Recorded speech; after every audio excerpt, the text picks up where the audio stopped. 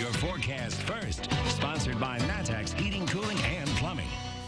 Well, good evening to you. Another hot and humid day across central Illinois, but we're watching the radar as some storms are trying to develop out to our west tonight, closer to the Illinois, Missouri, Iowa state line. You can see that activity that's just starting to kind of build up a little bit there. Those storms are going to start to push to the east, may impact some of our far western counties tonight. It is hot out there again, upper 80s, but with the humidity, feels like the 90s in many areas. How about Springfield right now with a heat index of 97? Again, an isolated storm possible. Most locations stay dry, though, but tomorrow is when our severe weather threat goes up. We'll tell you more about that coming up. WCIA 3 News starts right now. Now from WCIA 3 News. An emotional plea from the family of Ying Zhang, what they said on the stand during day 2 of Brent Christensen's sentencing. Plus, flyers are popping up in central Illinois promising a fun summer event, while police say it's anything but. It helps me heal a little bit because I know he's with me. And he's running in memory of his son who died of cancer. How his path across the country is anything but ordinary. You're watching your local news leader. This is WCIA 3 News at 5. It's day 2 of the sentencing phase for Brent Christensen, and it was an emotional day as members of Ying Zhang's family took the stand. Good evening, I'm Paul Cicchini. Jennifer's off tonight. Brent Christensen was found guilty 2 weeks ago of kidnapping and killing the U of I scholar. Today, Zhang's father took the stand. He broke down in tears, and Christensen also started crying. It's the most emotion both of them have shown throughout the trial. Zhang's father described his daughter as hardworking and smart. He supported her plan to pursue her dreams in the United States. The defense made repeated calls for a mistrial when Zhang's boyfriend started to detail the pain caused by what Christensen did to Zhang. The defense was trying to prove that nobody knows the details of what actually happened. The judge agreed to have jury instructions limiting their consideration of victim family testimony of Christensen's characterization or conduct. We'll have more on that tonight at 6. Homicide charges are expected tomorrow against a man in central Illinois. 24-year-old Devin Barger was arrested after he led police on a high-speed chase yesterday. It happened after his on and off-again girlfriend, Samantha Cushing, was found dead in a home in Shelbyville.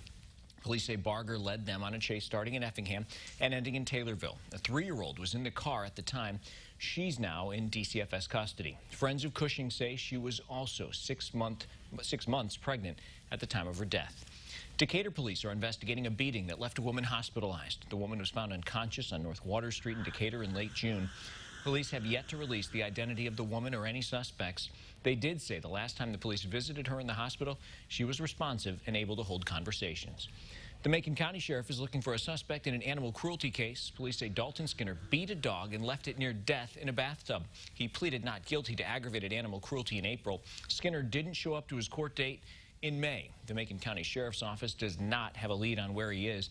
Animal cruelty is a Class 4 felony. No, we don't know, but, at the end of the day, it doesn't matter, where you're at. We will do our due diligence in order to find this individual and make sure that he pays for his crimes and as far as the way he treated that animal. The Sheriff's Office took care of the dog, and it has since been adopted. If you have any information about Skinner, Crime Stoppers is offering a $1,000 reward. A man was found dead in his car in Edgar County, and the coroner says it was most likely because of heat stroke. A homeowner was letting 66-year-old David Long live in the attic of a home on North Jefferson Street in Paris.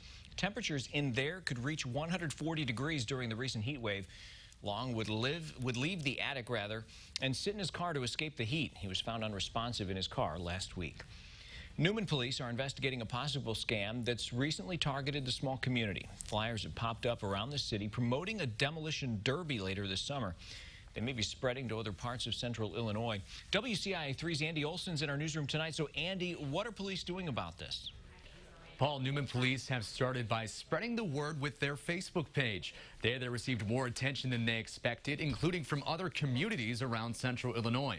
Flyers around Newman have been taken down, and they have tracked down the male suspect they believe is responsible. The investigation is ongoing, but police are convinced that this suspect may be responsible for other scams as well. The Newman police chief says the city isn't amused with the stunt. We're not for sure what his motive is in doing it, whether it's trying to get money or if it's just trying to create a buzz. The bottom line is it's not funny. It's not cute any way you look at it, and it really just needs to stop. Burton also said that at this point he does not believe any money was handed over to the scammer from anyone that lives in Newman.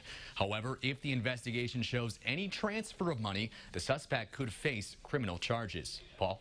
Andy, thanks. Now, flyers from that same suspect have been seen in other places, including Villa Grove, Effingham, and Cerro Gordo. People who see suspicious flyers are encouraged to check the status of those events with the public officials and to contact their local authorities. A man is running his way across country. Why the way he's doing it is unique. Plus, downed trees and debris are still laying across the cemetery. Why the cleanup is taking longer than expected.